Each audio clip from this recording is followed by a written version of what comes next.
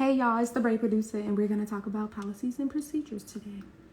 Setting the standard, what are your standards? And I hope y'all enjoy all the information and watch this full live because it will be saved, period. I wish I could play music. Hey y'all, it's the Brave Producer, period. Hey! Let me find out. Did y'all come here from my story? Did y'all see my story? Share this live. Tell the girls to come on in here. Tell the girls to come in here. We're going to talk about policies and procedures, y'all. Because we want to set the girls up for success. Hey. Hi. If y'all see me looking down, I'm looking at my laptop because I have a few notes here. But I do want this to just flow, to be honest. I want everything to come from the heart. And if I get a little bit passionate or you hear my voice get a little bit deeper, I'm not yelling at you. I promise. I'm not yelling at you. I'm just very I'm very passionate about what we do, what I do.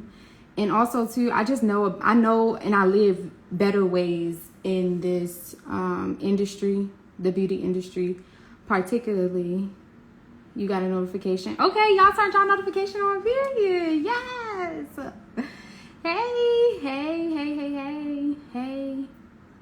Hey y'all. And also too, I did send a letter out to my I sent an email out to my newsletter letting them know also about this. And I told them, I didn't tell y'all, but I did tell them on there that I will be choosing at least one viewer of the live to kind of talk to in detail in terms of policies and procedures and trying to help them on the live while we on here figure out what their policies and procedures are, how they can better them, and what they can do better to tidy that up and to also make it work for them and their clients. So I will be choosing one person to do that with today.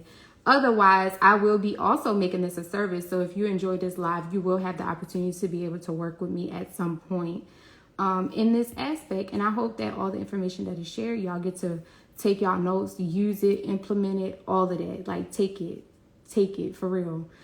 Because I don't know, it's just not a lot of information out there with people sharing these kinds of things. And so I just want to be the one that take that step and go ahead and do that. So thank y'all for joining, and tell a friend to tell a friend, period.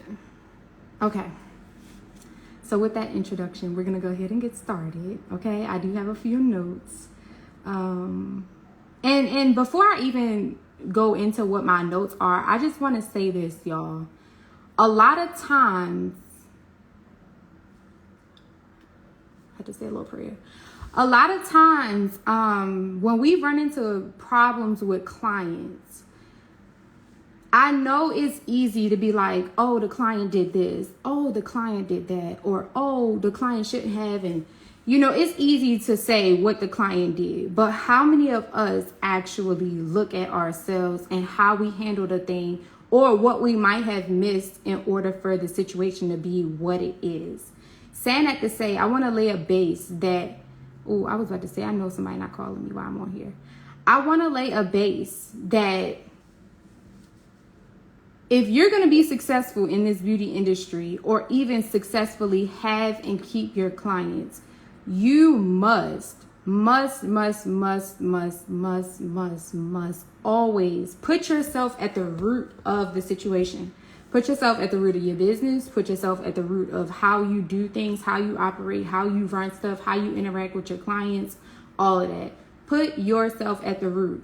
Do not put your clients first and then worry about you, because what's going to happen is you're going to get burnt out, you're going to get tired, and you're going to be mad, and you're going to be frustrated, and you're going to attract all the people whose energy is there in that type of space. And we don't want that. So saying that to say, always put yourself at the root of any situation that you're dealing with, be it negative or positive. And that does not excuse the negative things or situations that you might run into, but it helps you to be accountable, responsible, and also realize, y'all, we work for ourselves in this industry. We don't have nobody telling us what our schedule is, how to do things. We literally work for ourselves. If you're just joining, y'all, we talking about policies and procedures. Stay, tell a friend and tell a friend. But we work for ourselves, meaning we create our own schedule. We do the services that we want to do. Dang. And if you doing services that you don't want to do, that's still your fault because you're doing what you don't want to do. But nevertheless, the base is put yourself at the root. Write that down. Put yourself at the root. You work for yourself. Nobody is telling you when to create your schedule or what your schedule is going to be. It's all up to you. Okay? I want to make that clear. Everything is up to you. What you deal with and what you don't choose to deal with, it's all up to you. It's not and never will be on the basis of a client or in the hands of a client. Clients do what you allow. You know how we talk about men and we say men do what you allow? Clients do what you allow. Now, how you handle that, whether you're a passive type of person, an assertive type of person, a passive aggressive type of person, that's all on you and how you choose to handle those situations. But clients do what you allow.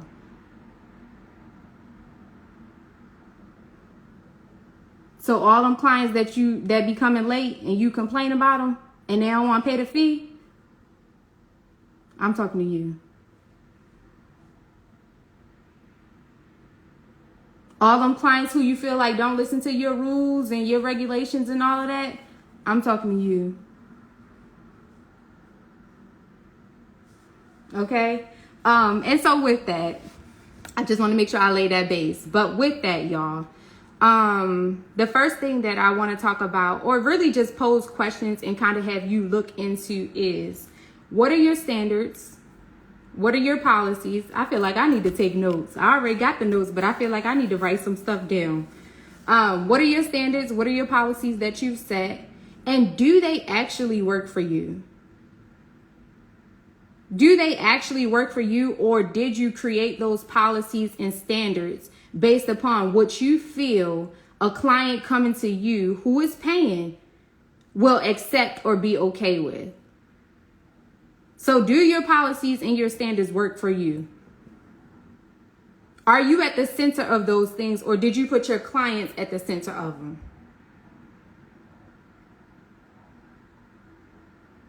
Really think about that.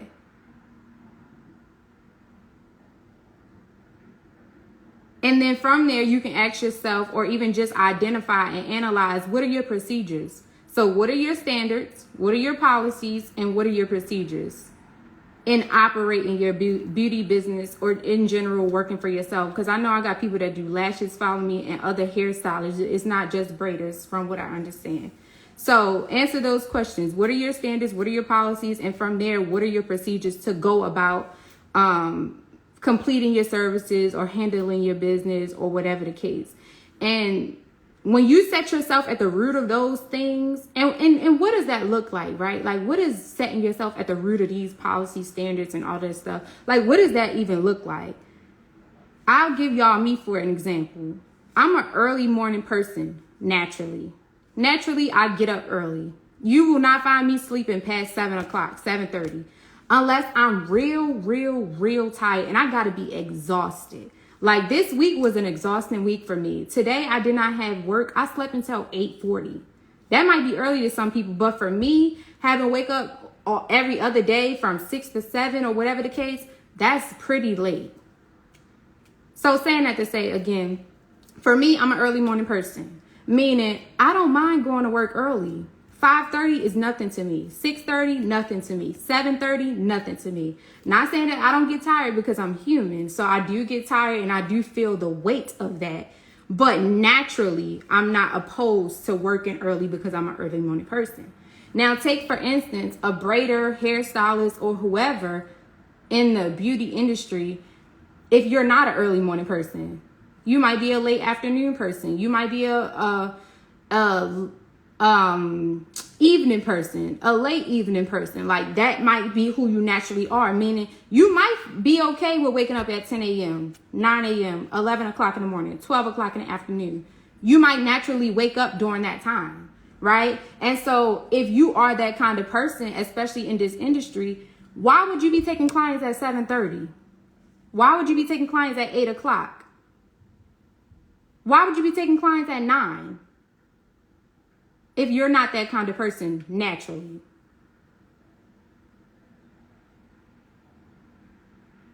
Why? For what? Now you run the risk with that. Now you run the risk of showing up late to an appointment, having to push a client back, not being your best self when you get to the appointment. You might be groggy because you have to wake up earlier than you normally do, right? And with that, knowing those types of things about yourself, such as what kind of person you are when it comes to waking up and stuff like that, knowing small little tidbits about yourself like that will really help you in this business. Simply because now you can begin to curate your clientele base, and even just the environment that you work in, the energy in the environment, you get to curate that to who you are as a person. And a lot of times people ask me, like, how do you attract the clients that you want? Like, how do you attract the clients that you desire to service? Because I am my clients. I am my clients. In certain kind of ways, I literally am my clients. I reflect them and they reflect me back. That's how you get the clients that you want to get. I can go into detail about that. So for instance, like I was saying, I'm an early morning person. I get clients that don't mind coming to me at 5:30, 6:30, 7:30, 8:30 in the morning. They don't mind. They don't mind. And they're going to show up on time. But it started with me. If I was not that kind of person, say for instance, I was a person that liked to take clients at 10 a.m. You wouldn't find me at work at 7:30, 6:30, 8:30. Nothing before that time. You wouldn't find me there because it just don't align with who I am. And so I hope that makes sense. I hope that makes sense, because that's just the starting point to realizing certain stuff about your business that might not be working based off what that center of it is. So always strive to center your business, your standards, your policies, your procedures. All of that need to be centered around you, because you work for yourself. There's nobody telling you what to do, when to work, none of that. And that's how you'll start to attract the clients who are for you and who don't mind those policies, procedures, all of that. I feel like, I saw somebody say that they don't even charge a late fee. It's just after 10 minutes, the appointment is canceled. Your clients might be okay with that because that's the standard that you set. I'm going to be honest with y'all. I have a 5-minute late policy. 5 minute late. 5 minutes. Some people find that ridiculous. Some people find that crazy. Some people, and I'll say this, some people even look at me and they be like, 5 minutes? You don't even give your clients 5 minutes? Yeah, I do give them 5 minutes. That's why it's a 5-minute late policy. But why do you do that, Brianna? Like, girl, that's a lot. Like, why are you doing that? Why are you so strict like that? Because I know I'm going to be there. But I know that about myself. I know that about myself. And my clients know that about me. They trust the fact. They know for a fact Brianna is going to be there. And she is waiting on me. But that's the standard that I've set in my beauty business, to where as though my clients, they know that. So even for clients with me personally, even with clients who do go past that 5-minute mark, 8-10 minutes, whatever the case, I don't have to ask them for the late policy. I don't have to ask them for the late fee. I don't have to ask. You know what they say, Brianna, yeah, and I have the late fee too. Or they just give me the extra money with the total of the service. They just give it to me. I don't even got to say nothing. Because that's the policy and the standard that I've set for my clientele, and they know that. I've never once had nobody complain about it. But they also show up. I don't really have many clients that are late either. And the ones that are, they already know what the deal is. So again, make sure that you're setting your standards and your policy to you being the center of what that looks like. I don't know what some of y'all policies and standards are. So this is something that you would need to literally, I would say, take a piece of paper and a pencil and write down all the rules and all that stuff you set and really analyze them. Like, do this work for me? Do this even work for me? To hell with the clients and how they feel about it and all that. do these policies and standards work for me? For instance, you hear a lot of clients complain on social media in particular about how a stylist can charge a late fee and then be late herself, his or herself. That's not okay, because it don't work for you. That standard, that policy, it don't work for you. It don't work for you. My issue was they never paid the late fee, so that why I just canceled now. I would need more information on that. I'm only comfortable servicing one client a day because I don't like feeling rushed and I don't want to burn myself out. That's okay. That's okay. You comfortable with that. You know that about yourself, so that's what you can do. That's what you do, period. And that's okay. That's okay. And don't ever let nobody tell you nothing about your business that they think that you should do that you know don't work for you. Or even if you take it in and you look at it and you're like, no, that don't sound good. Be okay with that. That's another thing that I'm going to speak on within this live, is knowing what your non-negotiables are. Right? Knowing what I don't know why I feel like I got to write this down. Knowing what your non-negotiables are. Be clear on those things. It's just like boundaries, right? And that's another way that you can set the standards and policies in your business, is knowing what your non-negotiables are and knowing what you are and are not willing to accept, regardless of what the client is paying. And don't let no dollar amount change you standing on your boundaries and whatever your non-negotiables are. Don't let a dollar amount change that, because guess what? You're going to find yourself, like somebody said, burnt out. You're going to be burnt out with money and can't do nothing with it, and mad and frustrated and angry at yourself for doing something that you know you shouldn't have never done. For instance, accepting clients on your off days. Every time you accept a client on your off day, it's like something just go wrong. But it's because you didn't stay true to yourself in knowing that that's your off day. For the most part. I don't pay a late fee as a stylist for being late, because I'm never late. And I will say never. I'm never late. And I'm going to tell you why I'm never late. I plan everything. And you might say like, oh, but sometimes things don't go as planned. It's going to go planned on my watch. Be it my will, it's going to go planned. For instance, that's why on my videos, y'all see me setting up and doing all that stuff. I take all the precautions that I can in order for it to go my way. I'm telling you. And I'm standing on that. I'm saying that very boldly. I am. Very boldly. I've been doing this for 5 years. Never showed up late to an appointment. Not once. So that's not something that I would ever really speak on in terms of if a stylist is late, they should pay a late fee. I feel like with that, stylists should look at themselves and see what they can do better to not show up late. Period. And even if you are in a situation where you have to show up late, communicate. It's very simple. Call somebody, not even gonna say somebody. Call your client, text your client, do whatever you need to do to let them know, like, oh, this and that happened, that's why I'm late. But a lot of times with stylists, and I'm gonna just be the one that says it, a lot of times with stylists, we don't be accountable. We don't be accountable. For instance, I always give the example. Say, for instance, a stylist was late to their appointment, right? And they give the reason, oh, I had a flat tire. You know, nowadays, depending on what kind of car you got and the year that it is, they'll show you a low tire pressure sign on your car. You know that your car tire, the tire on your car pressure was low for weeks. That's not on your client that you late because you got a flat. You should have put some air in your tire when you saw the light come on. Period. And so saying that to say certain stuff that we give excuses to or we use as an excuse, we be already knowing. It's not much. That's the thing. We got to realize it's not much that's not in our control when we work for ourselves. That's the whole point of being able to work for yourself. You are in control of most things. Only thing you're not in control of is your client following your policies. You're not in control of that because everybody's going to do what they want to do. But being as though you are the professional in the situation, you have a responsibility to do what it is you say you're going to do, or whatever standards or policies and all of that that you set. That's on you, period.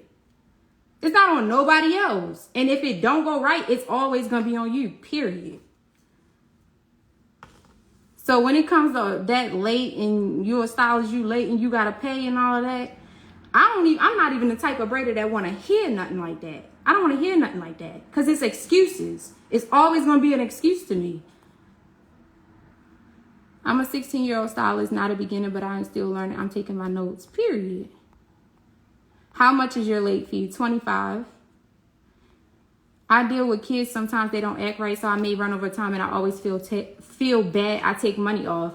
Even with something like that, instead of digging into your pockets when something like that happens, choose the option of communicating. A lot of times when you communicate, a client or parent of that child will understand more if you communicate clearly and be upfront about it. Don't always dig into your pocket, because what's going to happen is you're going to finish a whole day's worth of clients. And if you've been budgeting for a certain amount, or you thinking you're going to make a certain amount that week, and you go home and find out or realize, if you count your money or however you take your payments, that damn, I've been digging in my pockets all week. That's not good for you. That's not good for you. Not saying that, depending on the circumstance and the situation, that you should not take money off. But I'm saying don't let that be your first option. Because more times out of none, a client or parent of the child will understand, like, damn, she in here dealing with these children. They doing this, that, and the third. And some of them might be sitting in the salon or wherever you work, watching it go down. So they will likely understand before you have to dig in your pocket. So don't let that be your first option or go to dig in your pocket, because that's life. That can happen for sure. That can happen. Especially dealing with children. That's why I don't do children hair. I don't got time. Okay? Y'all have any other questions? Y'all got some questions? Let me know if y'all got some questions, or I'm finna go ahead. What's another thing that I had? Already said that.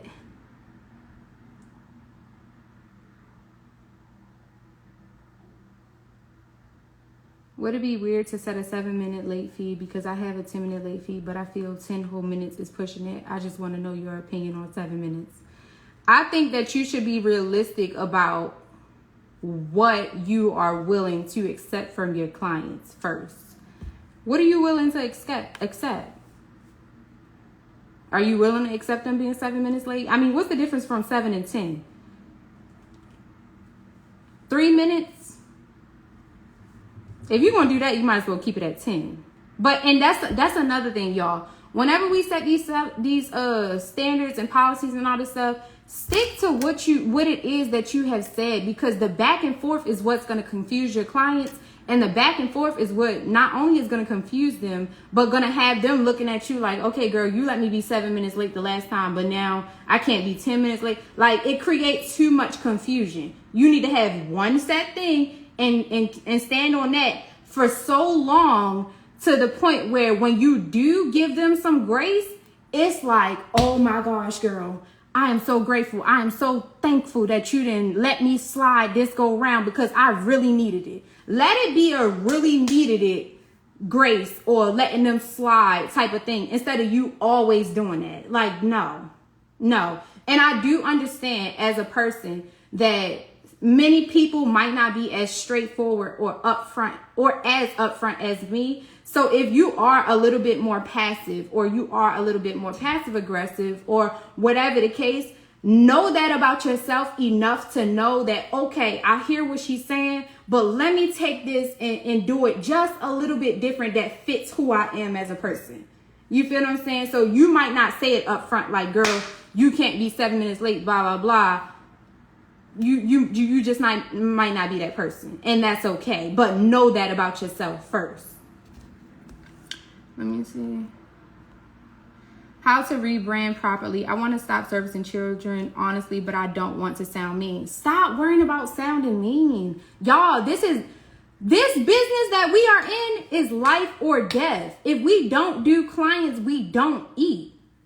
So, saying that to say, to your point, I don't mean to get like, Yeah, but I'm real serious about us, doing what it is that we need to be doing, because this is life or death. You either about to eat or you not. Like, you can't play with this. But saying that to say, for you, if you want to stop servicing clients, let it be known. Give your client, if you don't want to sound mean about it, give them a time frame. Say, hey, by 2024 February, by 2024 April, May, whatever you choose, let them know I'm not servicing children no more. And how you lead up and build up to that is, if you're posting children on your page right now, slowly but surely stop. Don't post no children. Keep on posting adult clients or whoever that you do that's of age that you want to service. And you can even put an age limit on there. Now, if you find that when you do that or make that change, that you are experiencing a slowdown in clientele or money, tell your clients, especially the children ones or the parents of the children, whoever you speak to, let them know, hey, I still service them on the back end. It is going to be until this time, but I'm not posting them, period. And that's how you will slowly but surely, number one, make space, get rid of the clients. But also, too, in the same breath, you will be making space for those adult clients that you actually want.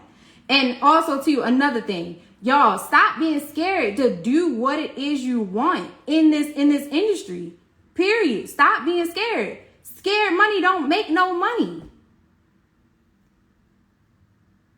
So if you tell yourself you don't want to do something no more, and I'm talking to myself right now too, because there's something right now that I don't want to do that I'm still kind of a little bit doing, but I really need to stop because it's holding me back. And you might be in a position right now where you're being held back, or you feel a little bit stuck or stagnant because you steady doing something that you really don't want to do. And that's just the reality of it. You got to get with the nitty gritty. All right. If the kids don't sit still, it's extra. The parent will fix them. Ooh. Now you want to talk about something mean. That's mean. That's mean. Because if I did children hair and they ain't sit still, you no longer a client. I don't even want your money. Bye. You don't align with me. You can't sit still. No. I got clients right now who try to get their children to get serviced by me, and I tell them up front, if your daughter, girl, whoever don't sit, I'm going to say daughter, girl, because I don't do men's hair, but if they don't sit still, I can't service them. I tell them just like that. Nope. And all that promising me and all that, if she don't sit still on the first go round, she done. That's it. She done. All right? Hey, y'all stop telling me y'all age. It don't matter what age you are at. You can be in this business or this industry and do your big one. Stop telling me y'all age. I don't care. I don't care about y'all age, and neither do y'all clients. A lot of time people will take your age because you're promoting it and lowball you. Stop telling your people your age. I'm a 24. Listen, how would it sound? How would it look if I am who I am, the braid producer, and I'm walking around telling everybody I'm 24? You think my 30 plus clients gonna come to me? They might based upon how I get down and how I carry the business and all of that. They might, but they also too not gonna be asking my age. And guess what? You know what the biggest shock factor is when clients sit in my chair? You 24? Yes. So stop telling people y'all age. For real. That don't make you less of a good braider or beauty service provider or none of that. It don't make you less than. Don't feel like you gotta promote your age. Because what you're really saying is, in your mind, what you're really saying is, I'm 24, I'm 20, please come to me. I know I'm a young braider, but I know what I'm doing. That's how you sound. So stop telling people your age. It don't matter. You in this business and you finna do the work that you do and you finna get paid, period. Stop telling people your age. It don't matter. It don't matter. For what? But anyway, I will continue to read. I hope you don't take that offensively. I don't mean no harm, I promise you, but it really don't matter. Hey, I'm a 20-year-old braider from Bristol, UK. I have been braiding for about 5 years. I would like to change my policies like late charges, but how do I get my clients to get used to my new policy? Put it in place and keep to it. Don't change it. And here's the thing. What's going to happen is when you change the policy, there's going to be some shock factors. So prepare yourself for that. They're going to be shocked. They're going to be confused, right? Let me write down, because sometimes I got to keep my train of thought. So they're going to be shocked. They're going to be confused. They're going to be like, ooh, she acting brand new. Be prepared for that. She acting brand new. But this is how you flip it so that you can, number one, keep the policy, keep to the policy, and make it be the baseline. Like, this what it's finna be, and that's it.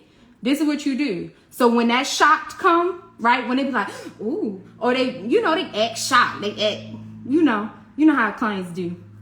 When they do that, you say, yes, girl, I had so many clients being late. And they weren't, it's just the policy that I had, it just wasn't working out. So, we had to upgrade it, right? You hit them with a nice little, like, this is what it is. I don't gotta get nasty with you, none of that. This is what it is, yes. You hit them with that, right? For the shock. And when they act confused, be like, yeah, I placed it on my booking site. I sent it in an email. I sent it in a confirmation text or whatever you have the way that you communicate with them. Say, yeah, I put it all in there. Like, it's there. I posted it on social media. I posted it on my story. Like, that's for the confusion, right? And then when they say she acting brand new, or they act like you acting brand new, like they be like, ooh, I don't know if I even want to come back to her. She acting different. I can't be late no more. You go, yeah, I'm starting to update my policies. Like, it's just that time. I'm trying to do different things. I have a stricter schedule. Like, explain it away. Like, let them know that this is what it is, period. Without saying this is what it is, period. But your clientele better than I do. So you should be able to, if you have been the stylist or braider, you're a braider. If you have been the braider that you need to be for them or whatever the case, you know how they speak, their language and all that stuff and how they might take certain things. So hit it to them just like that. When they act shocked, when they act confused, and when they say you acting brand new, prepare yourself for these things, because anytime that you do something different with your clientele, it's always going to give that. It's always going to give shocked. It's always going to give confused. And it's always going to give she acting brand new. But that's going to be from the ones who don't intend on being your client long term anyway. And here's what happens when you get rid of them, because they probably going to stop coming. Once you start being a little bit strict and you can tell that they wasn't too happy or none of that about what the updates are, you can already in your mind say that they ain't coming back. Tell yourself that. But what's happening is, in reality, you opening up yourself and your mind and your space to receive the clients that's open to those new policies. You feel what I'm saying? So don't let that stuff scare you away. Just like I told the other person, if somebody can't get with it, don't let that scare you away. Stand 10 toes down. Be confident in what it is that you're doing for your business that's going to help you first. That's how I started this. Something that helps you first. And then your clients. Stick to it and watch how things level out, because you stuck to what it is that you desired for your business. So prepare yourself for those things, but also don't let it fear you. And this is going to help you get out of that 20-year-old mindset too, because they might really try to play with you based upon your age. You feel what I'm saying? So don't even, all that 20, I'm 17, I'm 16, all that. Don't get that out of your mind right now. Throw it away. Pack it up. Pack it up. Yes, I'm glad you're talking about rebranding, because I do not want to do knotless anymore. They're so draining for me and time consuming. I want to do more of straight backs or anything other than knotless. Yes, so make sure you make those same changes that I said for her. That same thing, you need to use that same thing. So I hope you wrote it down, or whatever. I don't know. I hope you wrote that down. Or box braids. Got it. I think I just needed to find the right wording. Okay. I've literally told parents mid-service, I'm not going to be able to finish, and their deposit paid for whatever I did so far, period. And sometimes it be like that. Sometimes I be like that. Hey, while we on the topic of kids, can you share your opinion on the price difference for kids? I can't, because I don't do children's hair, so I don't even know how to price for no child. I don't have no clue. I charge a child $250. It's like, nah, I don't know. I don't know. I love the voice change. A lot of times the kids' hair be longer and thicker than the adults. Plus it's the accent for me. I don't have a price difference. Same amount of work, maybe more, same price. Okay, y'all. Okay. Well, I hope y'all got something out of that so far. I am gonna keep moving. You feel what I'm saying? Let me make sure I stick to my notes.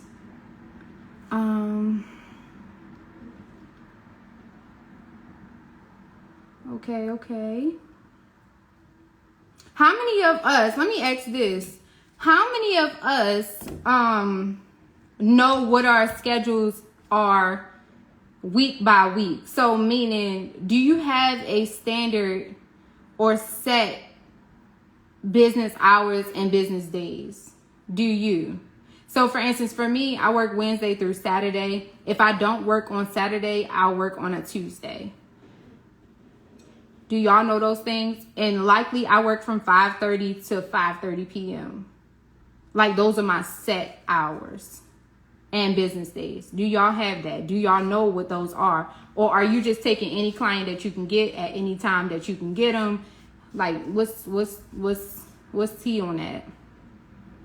Yes, and they love to play with me and my policies because I'm 16. Then they be shocked when I stand on business and I don't try to be rude. Gotta stop advertising my age. Yes, stop advertising that age. Pack it up.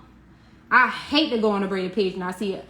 I'm 16, I'm 17, I'm 18. Yeah, and then people gonna look at you like you're a 16, 17, 18-year-old with no bills and they gonna pay you $100.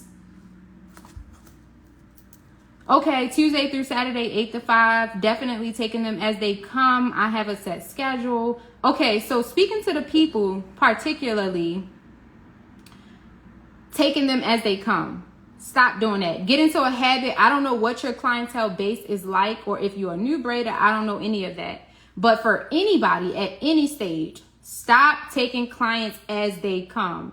Set you a work schedule. I don't know why I feel like I gotta write this down, but you know, God knows best. So I'm gonna just do it. Stop taking clients as they come. Stop taking clients as they come. Set you up a schedule, right? And I'm telling you this because you want to get into the habit of doing that now. Get into the habit of doing that now, because what you don't want to happen is you become or be unprepared for a client. The only way you can really organize your life, because we work obviously, and depending on how we work and what we do, the hours can be long, right? But if you want to be serious about this and really get into the habit of taking this thing serious and getting some organization in your life, personally, but also work-wise, set you a schedule now. Determine what your off days will be. This will always also help you with boundary setting and sticking to what your non-negotiables are and not letting clients play with you and all that stuff. And this is what I mean by a lot of stuff. We are at the root of it. We are at the center of it. Now, if you're a person that don't really have a schedule or a set schedule, you could be flown you just going with the way of the wind. Like, you're just going with the flow, right? And so this allows clients to have control over you rather than you have control in your business, right? And so saying that to say, get you a set schedule and do it now. Figure out the days that work best for you to work, what times work best for you to work. If you know you ain't no early morning person, don't be having no 8 o'clock appointments, 7 o'clock appointments, 6 o'clock appointments. Get you a good 10 a.m., get you a good 11 a.m., get you a good 9:30. Okay, know these things about yourself so that when you get the clients that you supposed to have or that you get, they know what's up, you know what's up, and everybody's good. One of the most important things that you can do in organizing your life, especially in this industry. If you don't, you're going to be burnt out and working any amount of hours and then start feeling like you crazy because you doing stuff at the drop of a dime at a client. No, get you some organization, some structure. Let me see this. They tell me I got hours for unemployed people. I don't work weekends and anytime after 3 p.m. because of school. Good. I've been doing hair for years, but never really wanted to put it into a business until now. So I'm taking people when they come due to trying to build up my clientele. Don't let you building up your clientele deter you from it. Like listen to how opposing that is of one another. I've been doing hair for years, but never really wanted to put it into a business until now. That's one part. So I'm taking people when they come due to me trying to build up my clientele. They don't work hand in hand. That's not parallel. You actually probably never gonna get clients in that type of thinking and way of thinking is just what I would leave it at. And I'm not trying to go at you, key blessed hands. I'm not. It's just I want you to see how those don't align and how you could hinder yourself from actually getting clients. Because the one hand you saying you never really looked at it like a business, but you want to now. Full stop. If you're looking at it like a business, then that's what it is, period. You need to go straight gung-ho into that. And with that, all businesses have business hours, days, and time. So you can't be a business and not have those. It don't work. That's why I'm saying it's not parallel. It can't work. But I do understand on the one hand, you saying you taking them as they come because you're trying to build clientele. But here's where it starts getting confusing. Because, okay, yes, you're trying to build clientele, but when that clientele starts to build and is moving, you don't have these business hours, days, and time. So what happens? As a braider, if you do braids or you said you do hair. So as a hairstylist, when you don't have this over here, but you have this, now when your clientele starts building and you don't have no set schedule, they're going to think they run you. They're going to think I can call you anytime and get my hair done and all of that because this is what it has been since I started coming to you. And that's what you don't want. So although you're trying to build clientele, make sure your clientele know that you have these certain parameters, aka business hours, days, and time, that you take clients and this is what it is. Start it now. Don't let you worrying about how you're going to get clients and when you're going to get clients if you don't take them as they come. Don't let that be a thing that holds you back from keeping to your word of turning it into a business now. You feel what I'm saying? Don't let that deter you. And also, we gotta realize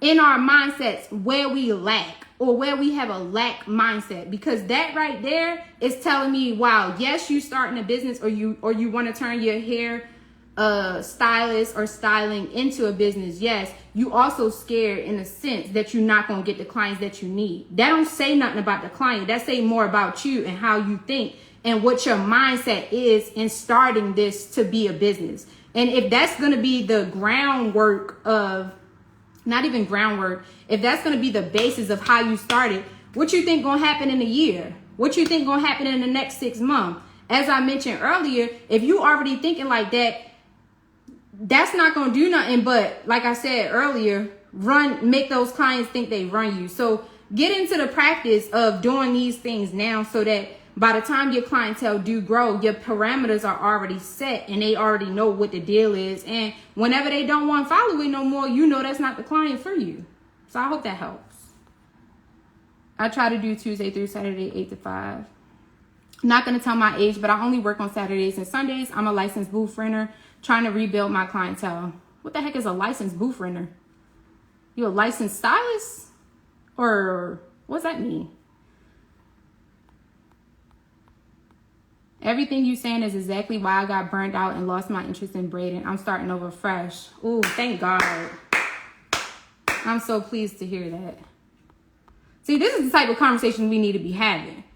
This is exactly why I'm gonna set this as a service, y'all. Y'all will be able to chop up with me on these types of things as an actual service, because more stuff like this is needed. A lot of times we don't realize why we running amok or why stuff seemingly just not working, and it's not because of the clients, y'all. Don't even let social media make you think these clients, because I'm gonna tell you something. I'm a braider, been doing this for 5 years. I've not had problems with my clients or my clientele. Not in the sense of what I see on social media. Hell no. Like I'm living proof of that. I promise you. Put it on everything. And when you switch up on them with set hours, you may lose those clients anyway. Exactly, because they was never for you, no way. They not for that next level up for you. They not for it. But that's cool, because now you opening up the door to other things. Or not other things. Other clients, hell, other things too, opportunities. But scarcity mindset. Yes, that's what I'm trying to get at. Scarcity mindset. Saying no problems with any of my clients. So yes, y'all, I just want y'all to really understand and realize a lot of the stuff that we have going on with ourselves in this industry is not always because of the client. Like, you can only control you, and you can only control how your business runs. And if a client don't align with you or meet none of the standards, policies, and all that stuff that you set, that's not on them.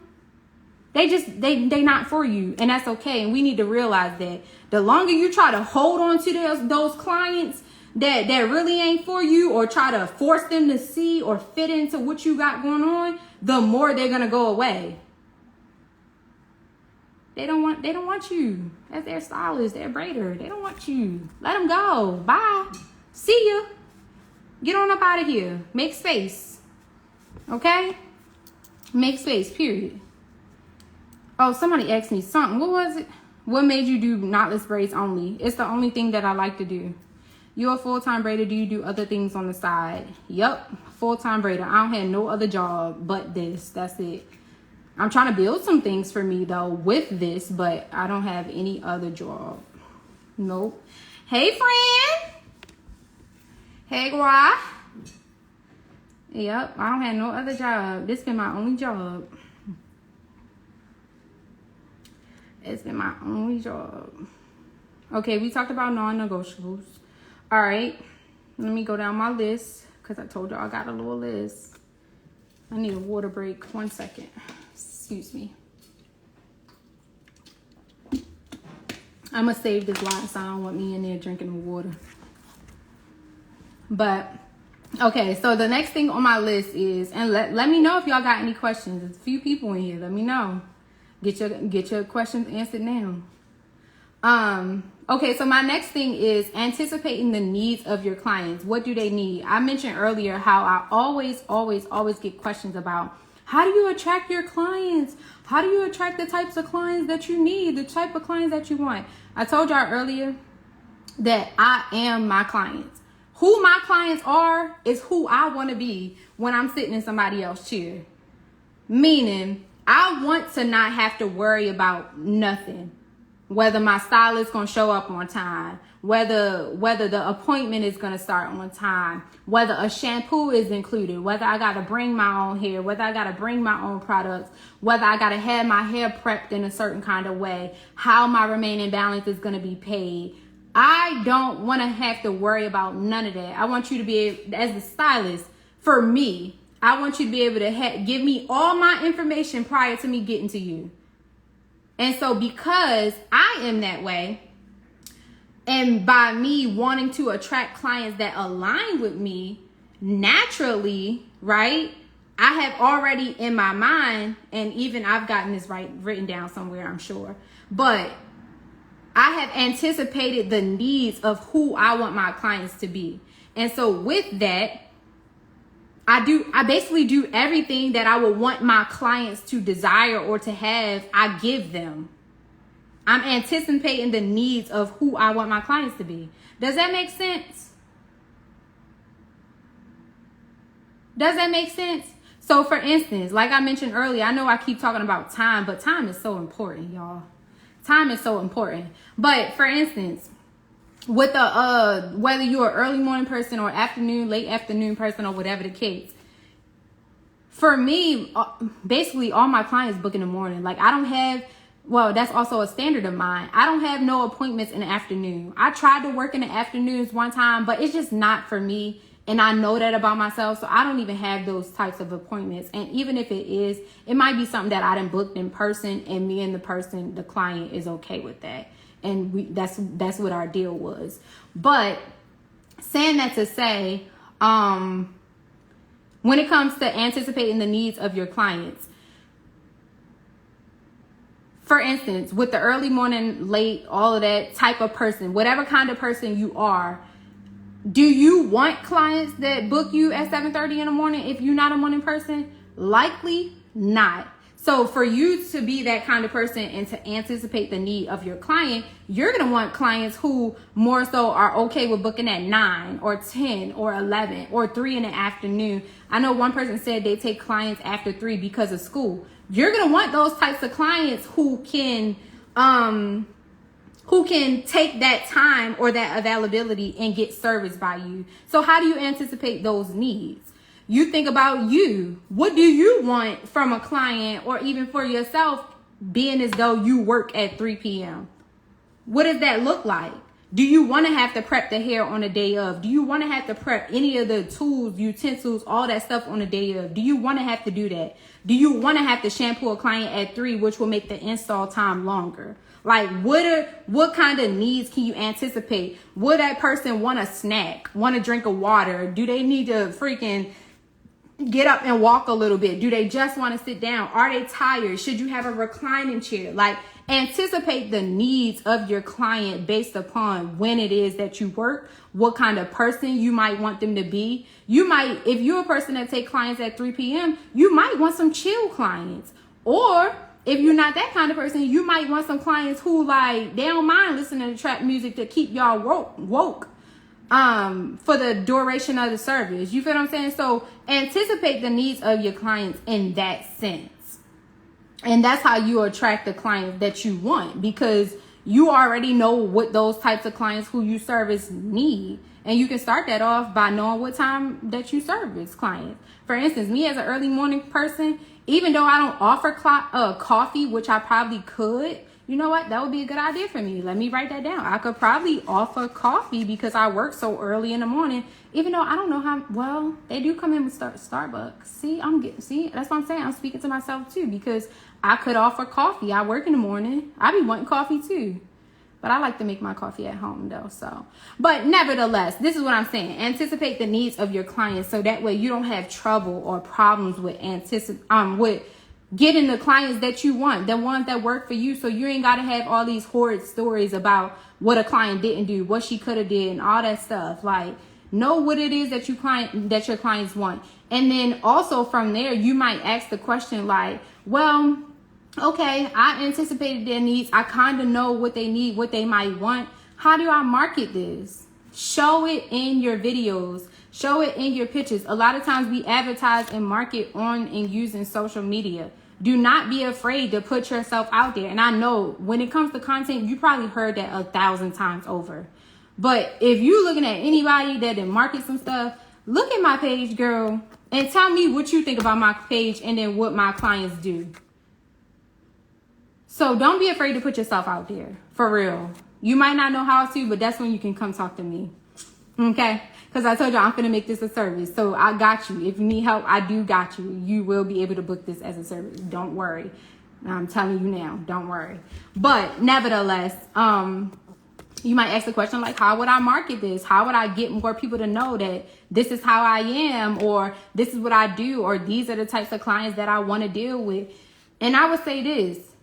With that, make sure that you stop prior to you marketing anything. Make sure you stop all the stuff that you're saying you don't want to do.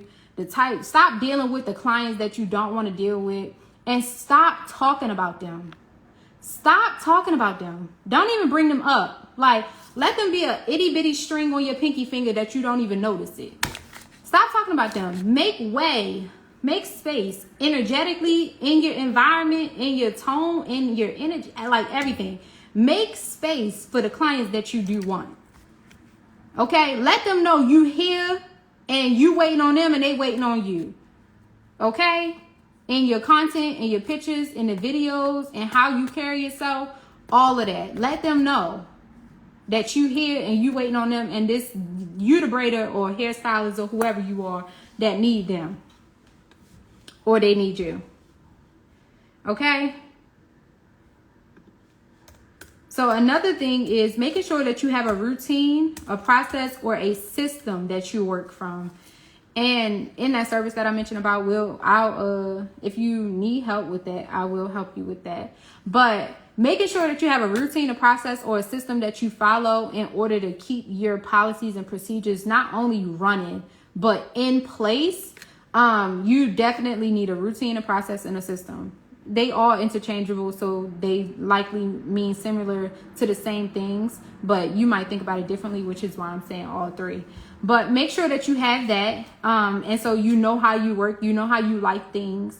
It's almost like taking inventory first of yourself, and then of the clients that you want, and then of things that you do and how you carry those things out. So make sure that you have that so that you can stay consistent, because you might feel like, oh, I've been doing this. Either I want to change it, or I'm tired of that, or whatever the case.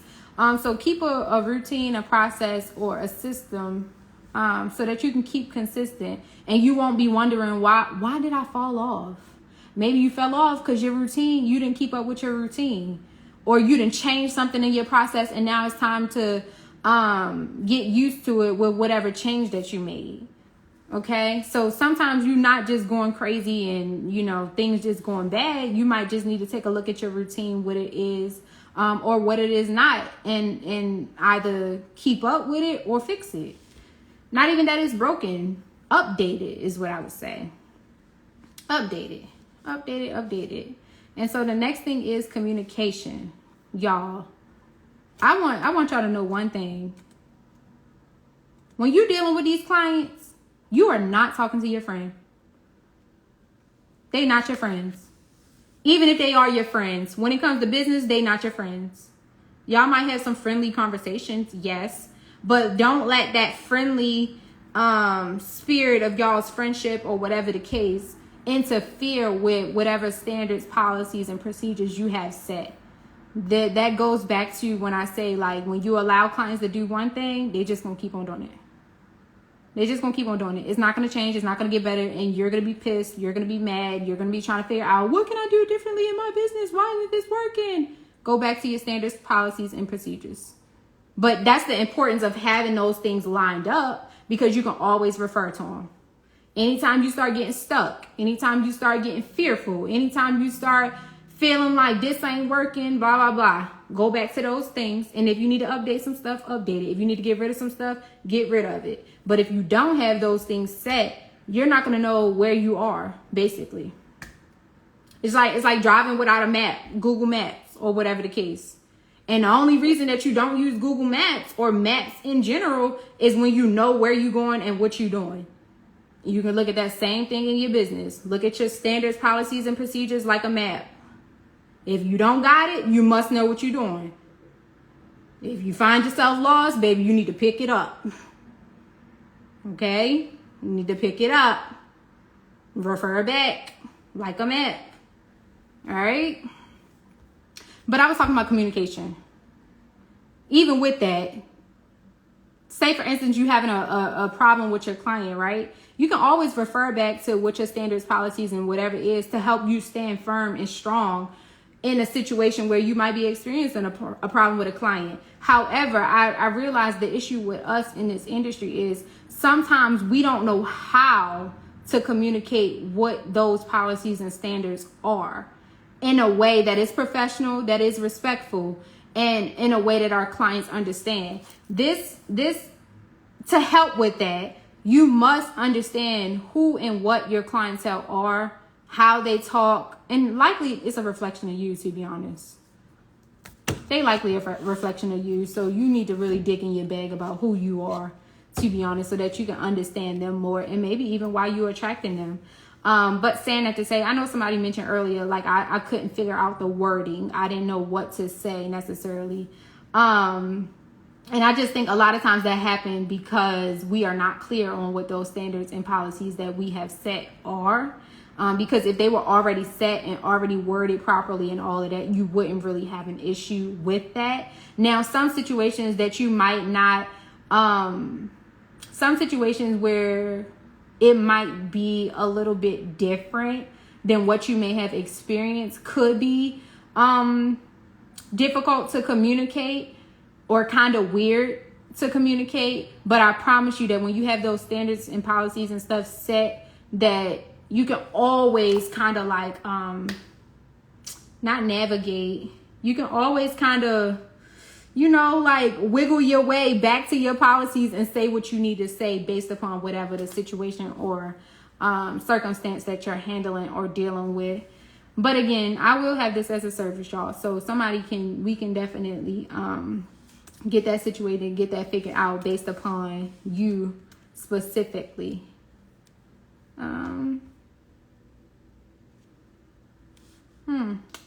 I have 2 examples that I want to talk about, and then I'm going to bring somebody up who might want to go through that process of figuring out what their standards and policies are. And then I'm gonna hop off of here, y'all, because I ain't trying to be on here till 10 o'clock. Facts. Okay, so I'm about to share something with y'all that I have never publicly spoken about. Go share this with your friends, because they probably need to hear this so they can take some accountability too, because I had to do this in this moment. But so y'all, I had this situation where with a client, and I didn't even take it bad. It was a little bit heart racing, like boop, boop, boop, but I was good. I handled it. But so I had a situation with a client where she had booked and I would hope she don't mind me sharing this. But I had a situation with a client where she booked a service with me for boho knotless, but it was for full boho knotless, which with that service, I use a different kind of human hair, a more expensive human hair, basically better quality, right? And so she had booked this appointment, and I was told that the hair would be to me before the appointment, basically.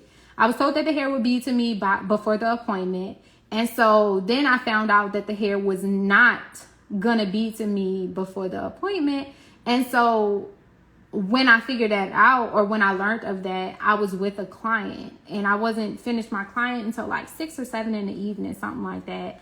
And by that point, the hair store was closing or something. And so I had my sister go out and get me some human braiding hair. And I posted this on my story. So I did kind of talk about it a little bit, but not really in depth. And so I had my sister go out and get me some human braiding hair that I could use for the install. And so guess what? The hair, first of all, the hair was Cleopatra. And I never knew that Cleopatra boho braiding hair, or whatever the case, I never knew it was trash. Never knew it was trash. And I did want the hair that I typically use, but my sister didn't get it, or they didn't have it, or something happened. And so saying that to say, I go ahead with the Cleopatra hair, and I go ahead and install the hair on my client. And I'm not thinking nothing of it. Like, I'm doing the install, like, we cool, it is what it is. And I did express to her, I did communicate that the hair that we thought we were going to use for the install, that I could not, it was not going to come on time. And so I gave her the option of rescheduling and or working with a hair that I could get. And she needed her hair done. And so she said, we can just work with the hair that I could get. And so, like I said, we ended up having the appointment, doing the appointment, or whatever the case. I didn't think nothing of the hair. It didn't feel no kind of way to me when I was installing it. Like, I'm thinking it's cool, whatever. Y'all, I don't even know if it was a week later. It was probably like 2-3 days later. She texted me and she was like, hey, you know, I paid, and she was being genuine. Like, it just was what it was. Like, she was like, hey, you know, I paid a lot, or a good amount, or something. I forget her wording, but she was basically saying, like, I paid a good amount for this install. Like, girl, look at this hair. Like, it look a mess. Like, and this ain't even, I haven't done nothing to it, I think she said. And she was like, I kept it up well and all this stuff. And I'm like, oh my gosh. So my immediate reaction was, not only was it, oh my gosh, but it was like, let me call her. Because I'm not the type where if a client feeling some type of way, or they want to discuss something very serious with me, I'm not texting you. Let me call you. And so I get on the phone with her when she got on her break, because she was at work, I was at work. But I get on the phone with her on the break, and I immediately apologized to her. And I immediately apologized, and I offered solutions. So the first thing was, I apologized, and then I expressed to her what the disconnect was and how we ended up using that hair. And then I offered her half of her money back. And I also offer her a free install with the hair that was supposed to initially come. Like I offer her a free install. And so she was receptive to it. She expressed to me that like, girl, I didn't know this was going to happen. You know, I love your work, blah, blah, blah. And so I told her that, you know, she was one of the ones that I didn't want to lose her as a client. So I'm like, girl, like I would give you a free install with the hair that was supposed to come. But it just ain't come. Like that was out of my control. Couldn't do nothing about it. And so we kept trying to book the install, but I was getting booked up. So that was on me. So she still has not even gotten her install. But saying that to say, I'm bringing that up to say that as stylists, sometimes we got to stop trying to immediately argue with the client and understand, number one, where they're coming from, and be accountable. Be accountable. Be accountable. So I just wanted to share that with y'all as a way to prove that, like, in certain situations, regardless of the difficulty or how you might look at it, or, you know, whatever negative ways you might feel about it, and it might be challenging. That's the thing. Like, for me, even looking at her text me the pictures of her hair, I was like, it was like my heart broke. I'm like, oh my gosh. Like, girl, I did not know that was going to happen. Like, I didn't know. But even with that emotion that I was feeling, you still got to rise above that in a way. As the professional, be accountable, do what you need to do, but also to communicate. And so I just wanted to share that with y'all. And then also too, another instant that I wanted to share with y'all before I bring somebody up so that we can go over policies and procedures. I hope y'all thinking about who want to do it. I hope y'all ain't scared. Don't be scared. But another instance that I want to share is this one time, and I made a video on this. It went so viral. It was crazy.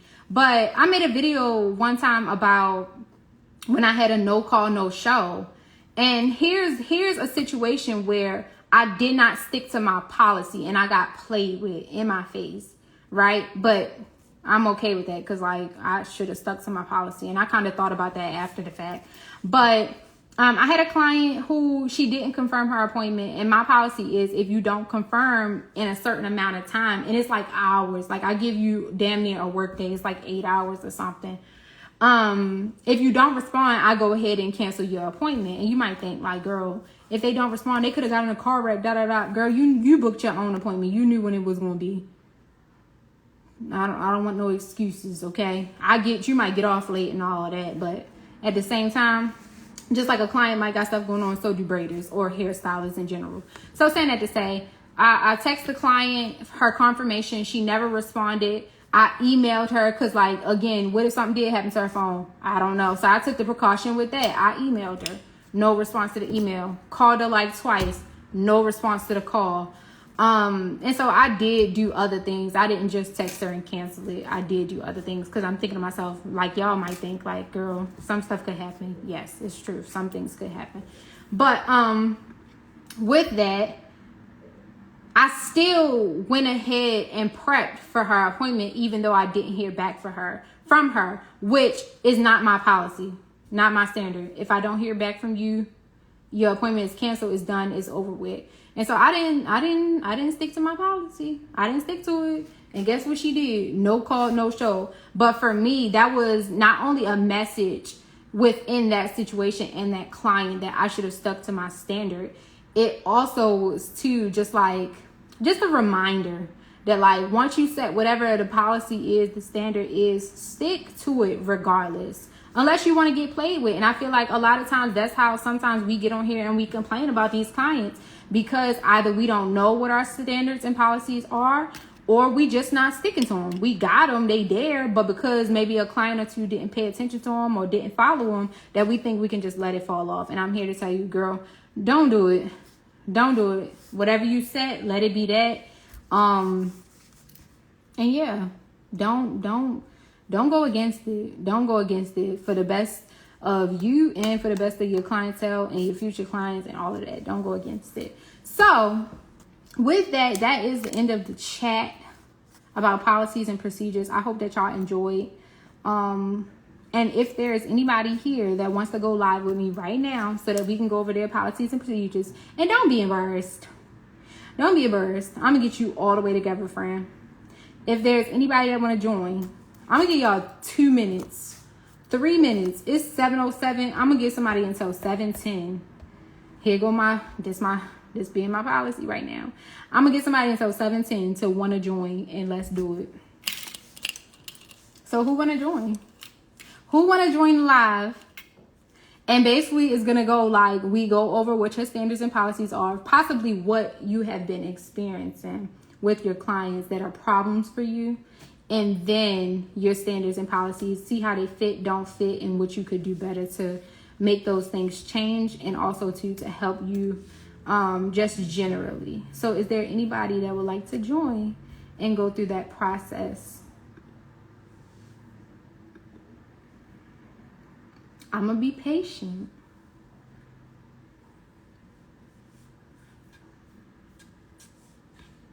I'm gonna be patient. Don't be scared. Y'all just sat right here and watch me talk all that time. Don't be scared. Or do y'all feel like y'all got enough information to where as though y'all can do it yourself? Or you know, if it's that, let me know, because I end this thing right now.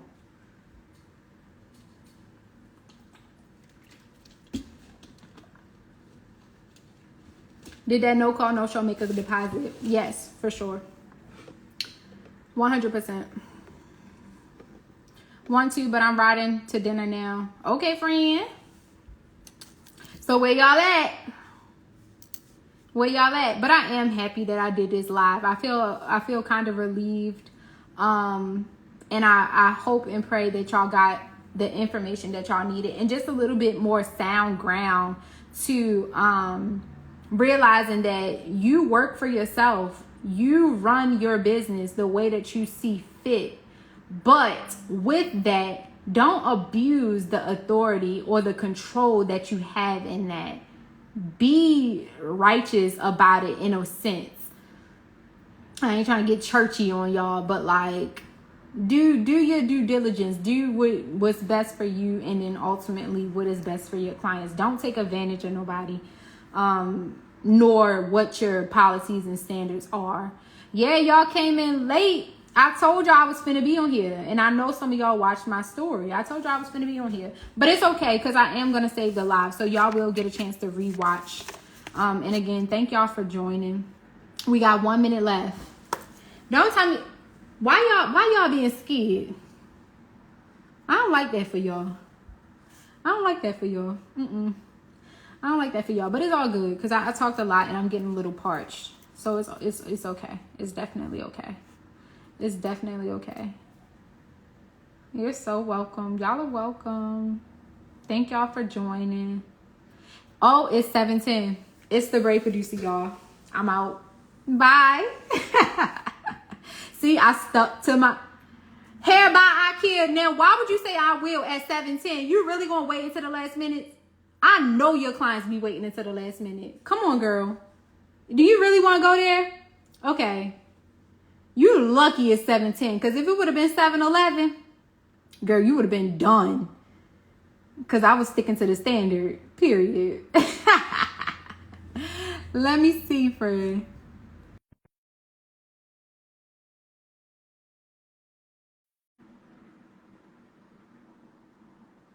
I don't even know how to do it, girl. I'm pressing accept. Okay.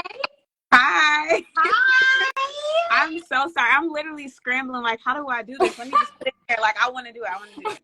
Hello. Hi, girl. What's your name? My name is, can you hear me? My name is Tabijah.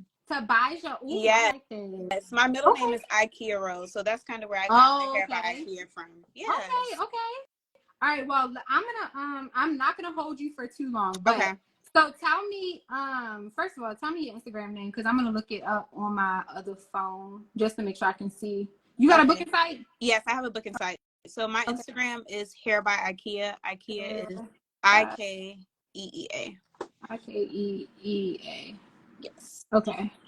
All right. So first, tell me some possible problems that you've been having with your clients, and that can be at any level, really. Okay. So honestly, I haven't really been having a lot of issues with my clients. Now, when I was home based, I would say I experienced more issues. I've been in my suite for, I just made a year actually in August. So Oh, within the past congratulations. year, it's been good. I would say if I do have any issues, it's minor, but those are with my new or like first time clients. So like it would be something that's on my booking site that they obviously probably didn't read fully, so they're not asking me. Or I can say, so the craziest experience I have had, I'll just go back to the home base situation. Um, it was similar to what you experienced with one of your, with, I think it was somebody you haven't had before, but basically she had booked an appointment. At the end of my, right before you submit an appointment, I have like a form. So like questions like that I need to know to kind of get to know you before, and your hair before I meet you. So for example, your hair length, like your density of hair, things of that sort. And I think at the time it was about 4 inches. I kind of scaled down now to about 3 inches. I can grip a little bit better, but I think she basically said her hair was mid back, which wasn't the truth. So she had, but I didn't know that until appointment day. So she had reached out to me after she booked. Oh, you saying she said her natural hair was mid back? Yes, her natural hair was mid or a little bit underneath the shoulder length, and I didn't have any questions or of that sort, and literally until she showed up the day of. So what kind of gave me like the I don't know if I'm gonna have issues with this client was about 2 days after she booked, she wanted to change her color. So I normally buy the color or like my supplies and hair like immediately. At the time I didn't have a car, so when I got to the beauty supply, and I provide hair, once I get it, that's it, because now it's inconvenience to me. I got to find a way to get back to the beauty supply store and all this other stuff. So she asked me if she can change her color about 2 days in. I was like, you know what, no problem. Like I said, I'll do it. I'll go back to the store. I'll get the colors you want. That was the first thing. I didn't stick to my policy. Once you book, know what color it is you want. If you need help with like a blend or whatever, reach out to me. We can figure that out before you book. Change the color for her, no problem. Here comes appointment day. She arrives and she has a tapered cut, but it's not a regular tape. It is completely short in the back, and she booked knotless braids. So immediately it's like, okay, I'm not able to provide that service because I cannot grip. It wasn't even an inch of hair back there. I couldn't grip it. But then it also was, okay, I don't even remember.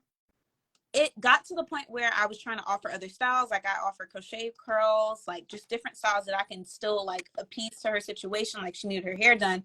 And she was just very upset that she couldn't get her knotless braids. And I'm just like, well, I went to your form, it says that your hair is mid back. You weren't honest there. So I just had issues with dishonesty and wanting to get over, like, like push and push. Like she already tried to change her hair color, and then, she knew her hair wasn't the length, but it was just no respect of my business. And I didn't respect my business as well at that point, because I let a lot go. So yeah. Currently, and at that point I don't think I even had my current booking site, so I was using what was that called, Setmore scheduling, and now I have Acuity, and it didn't have a lot of the features that Acuity offers. So it was just a whole process when it came to booking. But now, since I have my stuff together, I have not had as much problems with my booking site. Like I said, unless it's like the minor things or like just tiny stuff, I'm just grateful that I don't really get into those issues that we see on TikTok, on Instagram, that the girls have so much issues with, and just the professionalism of the stylist. Like I don't have those issues, because like you were saying, like if you were going to get your hair done however you want it to be treated as that client, that's what I try to do with my clients. So that I am happy to say, I really don't have those. I'm so happy that you shared that, because the reality is a lot of times being on social media often, we don't get to hear these types of situations or realities. And it's also important for other braiders to know, and hairstylists to know, that if you make some changes, and not even make changes, but when you hold yourself accountable and you are able to analyze that which you could have done better or could have done differently when it comes to the relationships that you have with your client, or even completing a service, it makes all the difference in how you go about things. And also too, how you can realize what clients are for you and what clients are not. Because even with the client who you shared came in with a tapered cut, even though you did not stand on your policy, which you admitted and realized and analyzed for your own self. Right. Even though that was the case and you suffered the consequences of that, she still, at the end of the day, was not a client who you would have wanted to service, even if your policies was in order, because she had already disrespected or just was not cognizant of, I'm not even gonna say was not cognizant of, because that's giving too much benefit of the doubt. Yeah. She did not care to follow your policies, At all. even with reading them. But one of the things that you mentioned that I want to kind of take a look at is you said that you have minor problems now, and they could be from clients not reading something on your booking site. Let's kind of delve into that. So what was an instance where that was the case for you? Okay, so for example, let me go to my booking site right now. Let me see if I can find something. So, okay, I know I've had mishaps here and there about like my reschedules and like cancellations. So for my reschedules, I think initially I had, you can use the same, I don't even remember what my thing was initially, but I currently have, if you would like to reschedule, like I have a 48-hour basically deadline. So like if you can, I know things happen, but if you can reschedule before 2 days in advance, if not, let's just make sure it's within the same month, your reschedule type thing. That's what, I can't even remember what I honestly cannot remember what my old thing was. I'm not even gonna lie to you. Okay, and so but I would, sorry. No, go ahead. I would say I think what my issue was, and it could possibly still be, is that from like your phone view of my booking site, the font is tiny. Is it tiny in your eyes? Like, does it look... gonna say that it's tiny, but it's a lot. It's a lot. It's a lot. And because I know for me, if I'm gonna book somebody for a service, as soon as I gotta scroll down too many times, look how many times I scroll. That's it's also too something. Much. Yeah. And so saying that to say, a lot of these things, for instance, with the rescheduling, here's how you go about that. And I've actually went through, I'm not gonna say the process, but I did used to have a time frame for rescheduling, and I still do, but it's not on the face of my booking site. So what I did instead was, because there's a setting on Acuity where you can not allow your clients to reschedule on their own. You can allow them to not reschedule on their own, as well as not cancel on their own, meaning they will not be able to go into their email, whatever the email confirmation is, and reschedule or cancel the appointment. Right. So with that, if a client wants to reschedule or cancel, they have to reach out to me directly. Gotcha.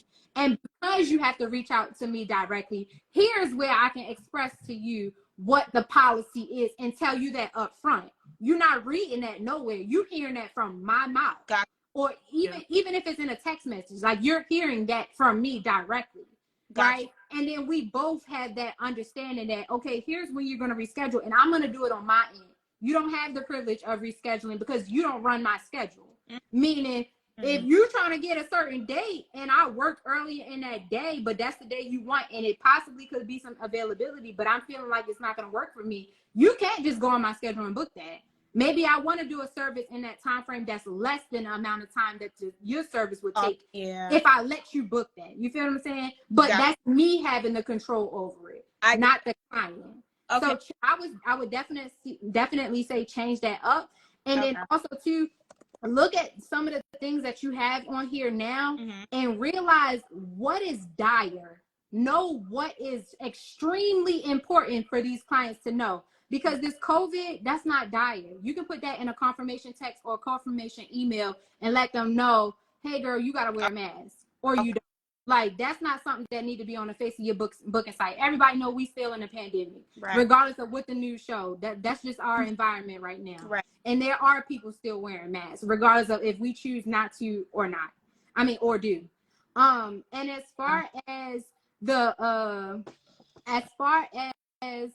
not the braid of space, girl, yes.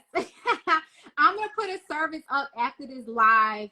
Give me about probably by tomorrow. I'll have it up so that y'all can work with me in that aspect. But as far as the squeezing, Okay. when I did my acuity classes, one of the things that I mentioned is depending on what plan you have for acuity, you are able to create multiple calendars. With the multiple calendars, create a specific squeeze in calendar so that again you are in control of those squeeze in appointment times, meaning if you facing your calendar where normally clients would not be able to book, but you want to consider that a squeeze in, you can go in that calendar, create that time frame for the squeeze in calendar and let them book at their will. Wow. But again, you are at the center of that, not the client. They don't run that.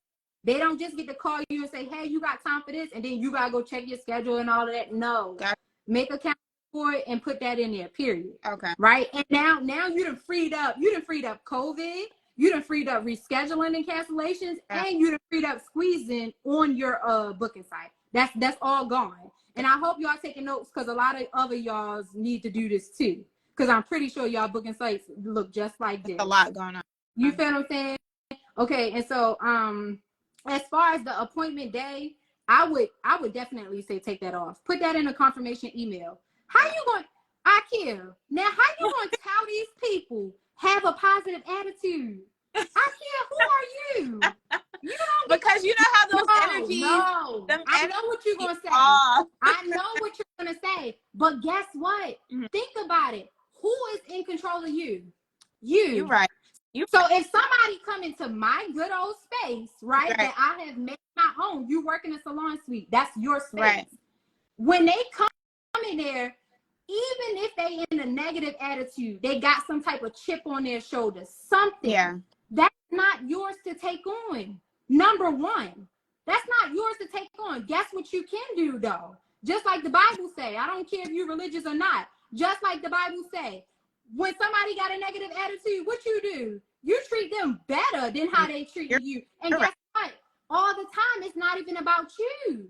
You don't know what them people done dealt with. They done walk from their car to your suite. Right. You don't know what them people done dealt with. So it's not on you to tell them have a positive attitude because that's not you can't control that. Just like if you come into work now because you're the professional, you got to put on a smiley face so that they don't feel that energy in your environment. And who knows, on the day that you are feeling bad, because you done put so much positivity out when they was feeling bad, when you're feeling bad, they more likely to understand as opposed to, you feel what I'm saying, giving you some attitude back because you have an attitude or something happen.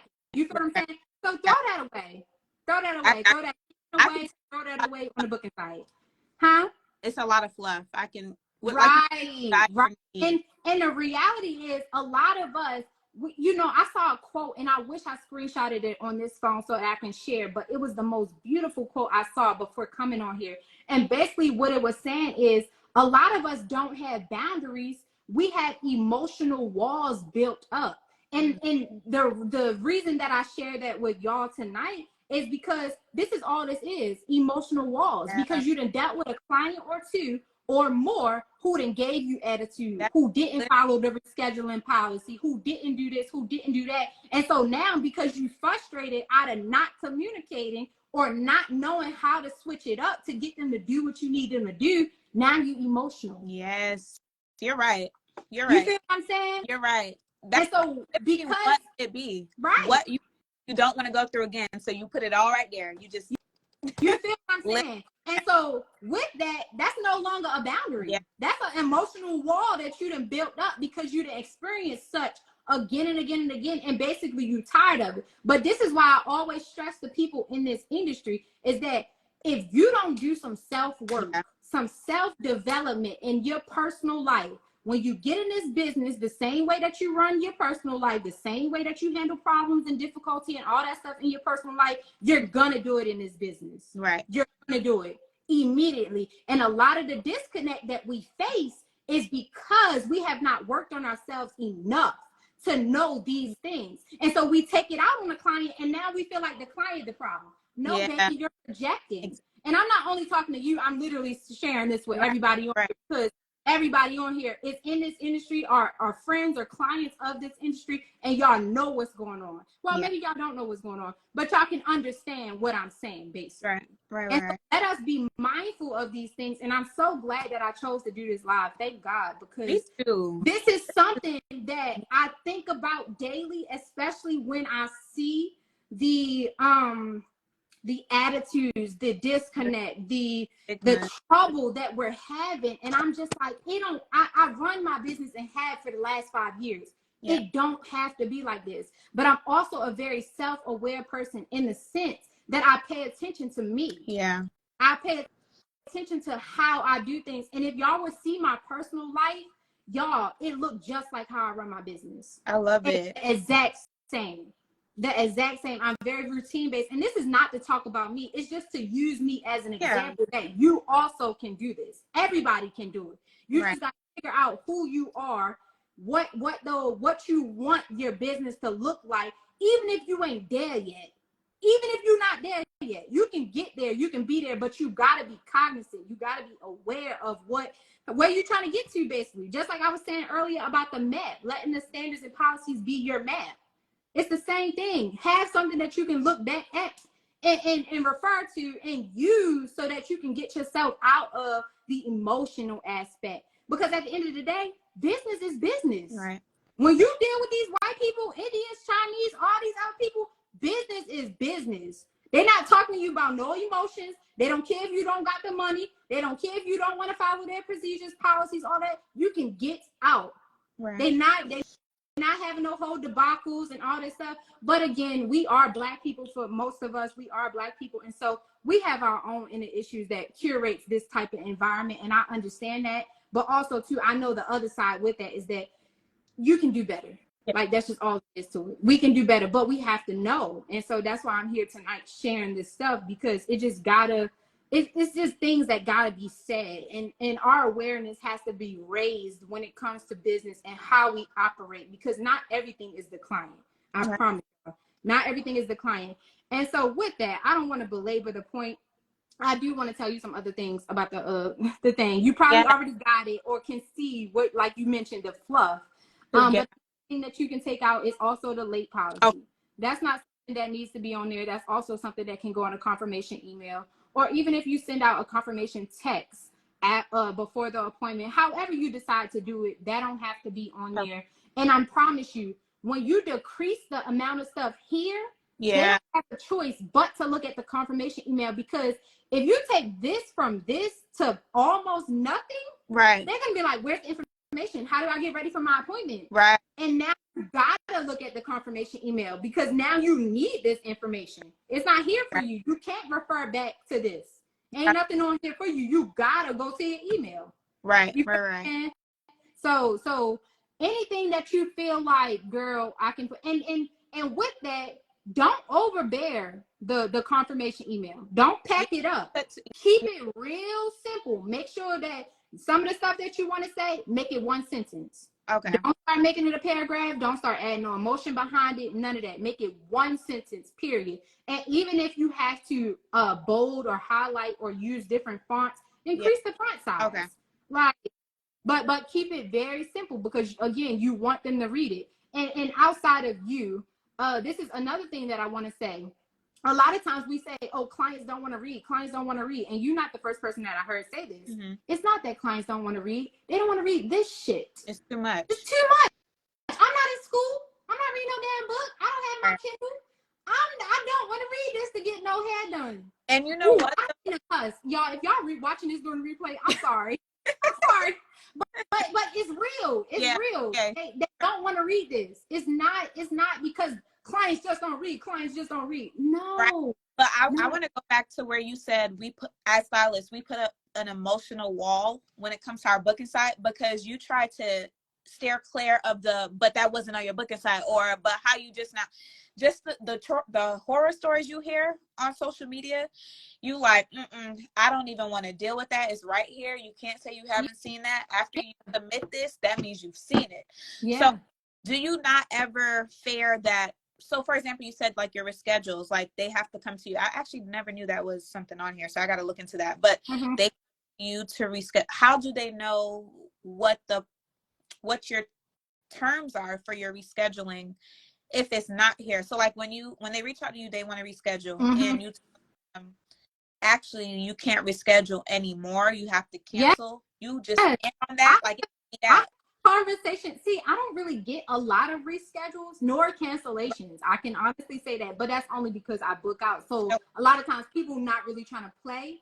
Yeah. But I will say on the times that I have encountered such, I'm a very straightforward communicator, because I don't want you coming back and the same thing that you're saying, because I don't want you coming back to me and asking me no questions. Guess what I'm gonna choose to do in this space and opportunity that you have given me by coming to me and telling me you either want to reschedule or cancel.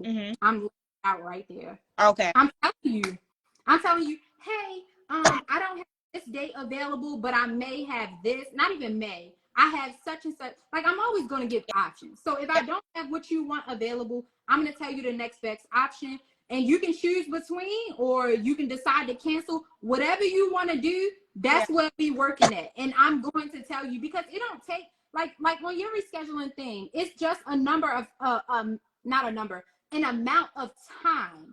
Yeah.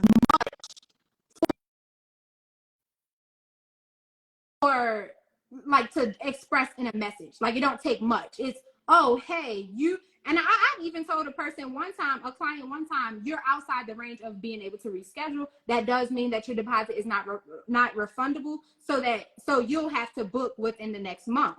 And granted, some clients might get mad and they might not like it. But again, because I have my map of standards, it's nothing you can do to me. It's nothing we can do about this appointment. Because again, even with clearly communicating what my policies and procedures are within my confirmation email and just being able to express those things, they can always refer back to that stuff. Exactly. I don't got to. I'm here with it. You know what I'm saying? Right. So that's how you do that. And we cannot be afraid to communicate what our standards and policies are. We cannot be afraid, because what you run the risk of doing in that instant is allowing clients to run over top of you. And that's what we're trying to avoid anyway. So we got to be bold enough in our business to be able to communicate these things. It really might be scary.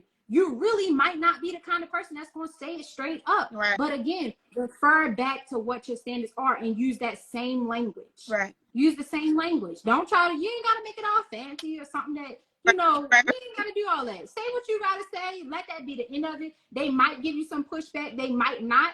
Again, refer to your policies and your standards. It's not something that you got to get rude about. It's not something that you got to attach to yourself emotionally or make it seem like they done some harm to you. Right. No, because at the end of the day, women out here, we don't play about our hair. So you should be able to understand the sentiments behind having to reschedule or to cancel your appointment, because you're human too. You get your hair done too, regardless of if you do it or not. Like we talked about earlier, you want your clients to experience that which you give out and you experience. So when you think about it like that, it reframes the whole energy of the conversation. Right.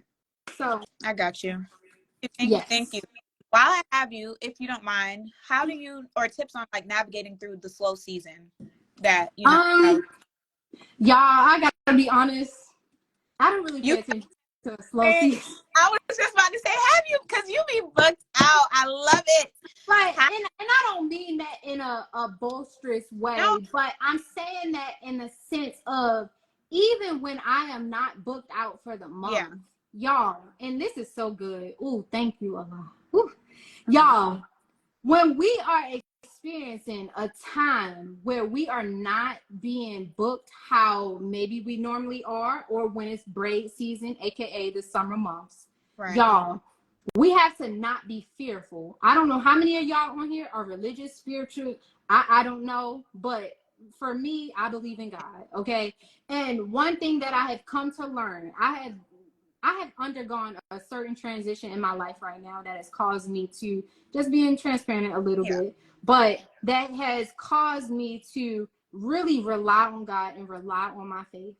And I never realized how much I was not doing that until some comfort was snatched from up under me.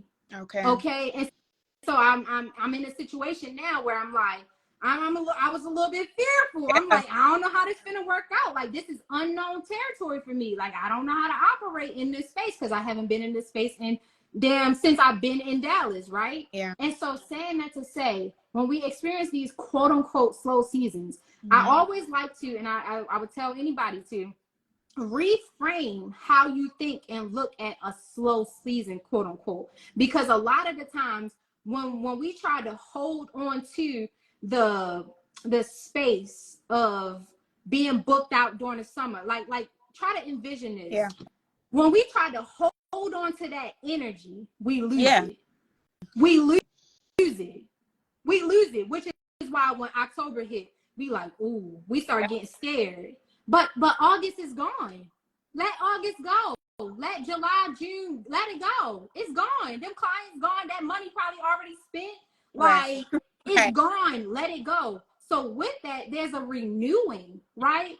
A renewal source, energy, and space that you have in order to do new things, try new things. Yeah. Take your mindset out of working every single day, because during the summer break is work every single day. Damn near feel like I don't care what your set schedule look like. Yeah. You feel what I'm saying? And so with that renewing energy in that renewing space, kind of think about the fall, from spring to fall. Like, think about the leaves, think about the level of change that the environment goes through when it's coming from spring to fall. Leaves die away, we be cold, we bundle up. Like, so we gotta, with that wave of change, we also too gotta do different things. So what that might mean, you might need to work on the content more. All that content that you wasn't able to get out in the summer, start editing that stuff now, putting it out. Make space for the renewal, make space for the new clients, because people that want their hair done in the fall and winter, I don't know if y'all ever noticed or realized, people that want their hair braided in the fall and winter is a different breed than clients who get their hair done in the summer. It's a different breed of clients. These people don't care about nothing. Nothing. If you get your hair braided in the fall and the winter, you don't care about nothing. Do you hear what I'm saying? You don't care about nothing. But saying that to say, these are those clients who we looking for. Yep. But if we stuck on them summer clients, how you gonna get the fall and winter ones? Baby, we ain't never gonna have clients. You ain't never gonna get them. Literally. And so there's a change in mindset we have to undergo and be aware of, that will give us the space, the energy, and the opportunity to be open to these new clients. You feel what I'm saying? So that's something that I want all of us to think about and let go of the fear. Because if you believe in God, baby, he will make some things happen. And whenever you can show him, and I just was telling one of my friends this, when you take one step towards that man, he gonna take 10 towards you every single time. Every single time. So you got to get rid of that fear, though. Not saying that it won't be there, because you might panic. There might be a slip up. You really might panic. And it's okay, but don't sit in that. And also, don't be getting on this social media telling people, man, it's slow. I think I'm about to stop braiding. I think I'm about to go get a job and all that. Keep all that language to yourself. We don't want to see that on these social media streets. Keep it to yourself. Keep it to yourself. But again, nevertheless, I don't want to belabor the point. Be that same change that we experienced from the spring to the summer to the fall. Understand that. Pay attention to that and operate in that same energy. You can't lose with it. You can't lose with it. You can't lose with it. You can't lose with it. So don't let no all that slow season and all that. Just throw it away. Throw it away. Change your perspective. Yeah, that's right. Change your perspective, and you will change your circumstances. That's for sure. That's for sure. Thank you for this. I'm so appreciative. Like, any type of tips and tricks that the girlies can give, we are so grateful, because there's just so much, and it's always evolving and just new things to learn, and just like ways you can tweak your business to help. I really do appreciate this. Thank you. I'm so grateful to be able to help and just to share, because I ain't gonna lie, y'all, this is a weight lifted up off of me in a sense, because given that the way that I think and how I operate, and also too just the blessings that come from it, it's something that should be shared more. Sometimes I sometimes I'm a little bit reserved. Even though I share as much content that I do and I try to help, sometimes I'd be thinking to myself, and maybe I should even go live more because this is more helpful for me. But sometimes I'll think about these things. I'll speak with a friend about it, but I'm not really sharing the nitty gritty of it. Like sometimes I don't even see the importance of sharing it, if you get what I'm saying. Yeah. And so sometimes that does hinder me from speaking the way that I do.